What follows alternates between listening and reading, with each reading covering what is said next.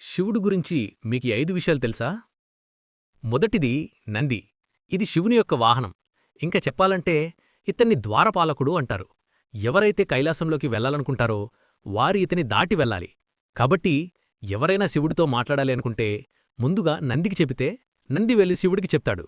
కాబట్టి అందరూ నంది చెవిలో కోరికలు చెబితే నేరుగా శివుడికి చెప్పినట్లే అని అంటారు. రెండోది రుద్రాక్ష. రుద్ర అంటే శివుడు, అక్ష అంటే కన్నులు. అంటే శివుని యొక్క కన్నీళ్ల నుండి ఏర్పడేదే ఈ రుద్రాక్ష. ఇది రక్షణ, ఆధ్యాత్మిక అభివృద్ధి మరియు కష్టాల నుండి విముక్తినిస్తుందని నమ్ముతారు. మూడోది పాము.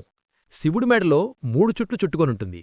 ఆ చుట్లనేవి భూత, వర్తమాన, భవిష్యత్తు కాలాన్ని తెలియజేస్తాయి. నాలుగోది శివుడి కన్ను. ఇది శివుడి యొక్క కోపాన్ని తెలియజేస్తుంది. ఇది తెరిచినప్పుడు ఎదురైన ప్రతిదాన్ని బూడిదిగా మార్చే అగ్ని నేత్రం. ఐదోది శివుడి దగ్గర ఉండే త్రిశూలం. దీనికి 3 కొనలుంటాయి. ఇది కోరికలను, చర్య జ్ఞానాన్ని తెలియజేస్తుంది. ఈ వీడియో మీకు నచ్చినట్లయితే ఓం నమః శివాయ అని కామెంట్ చేయండి.